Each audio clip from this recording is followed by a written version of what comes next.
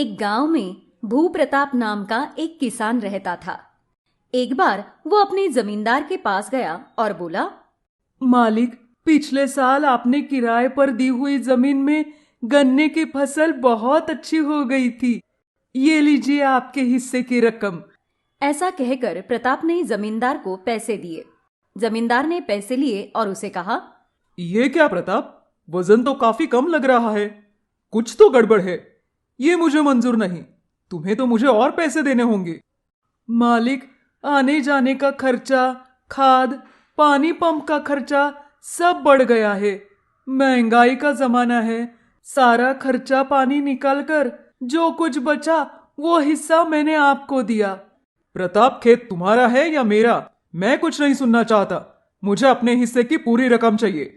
अगर तुम मुझे नहीं दे सकते हो तो तुम यहां से चले जाओ। मुझे तुम्हारी ये बकवास सुनने में कोई दिलचस्पी नहीं है। माफ कीजिए मालिक, भले ही कोई लाभ ना हो, मैं अपनी जेब से आपको पैसे नहीं दे सकता हूँ। प्रताप की बात सुनकर जमींदार को बहुत गुस्सा आया। अरे वाह महोदय, ऐसी बात है क्या? तो रहने दो। अब मैं वो खेत किसी और को दूंगा। तुम्हारा यहाँ अब कुछ काम नहीं है। तुम जा सकते हो। जमींदार की बात सुनकर प्रताप उदास होकर वहां से निकल गया। प्रताप गांव में दूसरे जमींदार के पास गया और उनका खेत किराए पर देने की उन्हें विनती की। प्रताप की बात सुनकर उस जमींदार ने उसे कहा, मैंने सुना है कि जिस जमींदार की खेती तुमने किराए पर ली हुई थी उसको तुम भला बुरा सुना कर आए हो। हम तुम पर कैसे विश्वास करें कि तुम हमें कुछ नहीं बोलोगे? चलो निकलो यहाँ से। हमें अपनी जमीन किराए पर देने की कोई इच्छा नहीं है। हमें माफ करो और दूसरी जगह जाकर कोशिश करो। उस गांव का एक भी जमींदार प्रताप को अपनी जमीन देने के लिए तैयार नहीं था। प्रताप को अपने घर आते आते रात हो गई। अब क्या करे, उसे कुछ समझ में नहीं आ रहा था। उदास होकर घर बैठे प्रताप को देखकर प्रताप की पत्नी ने उसे एक सलाह दी। सुनिए, अगर कोई हमें जमीन किराए पर नहीं देता तो कोई फर्क नहीं पड़ता। किसी न किसी दिन हम अपनी खुद की जमीन खरीद लेंगे। अगर हमारे पास अपनी खुद की जमीन होगी तो हमें किसी को कुछ देने की जरूरत नहीं होगी। ठीक है, उसके बारे में बाद में सोचता हूँ। ऐसा कहकर प्रताप सो गया।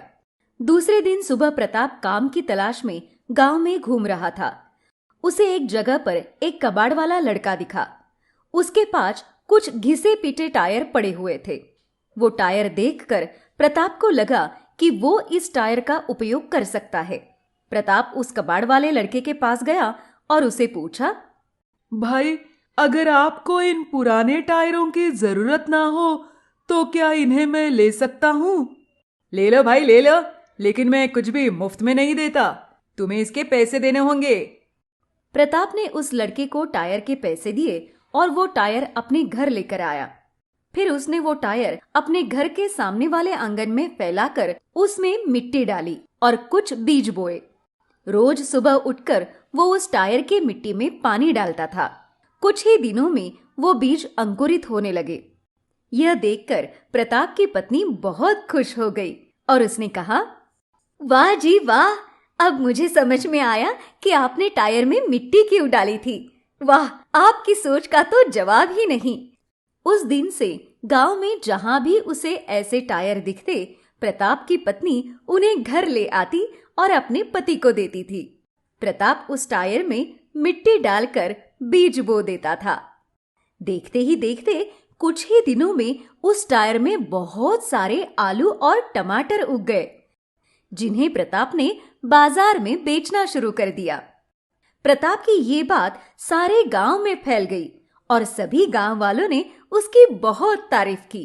धीरे धीरे ये बात गांव के कलेक्टर तक पहुंच गई और कलेक्टर ने भी प्रताप की इस कृषि तकनीक के बारे में जानकर उसकी बहुत तारीफ की और प्रताप को सम्मानित भी किया।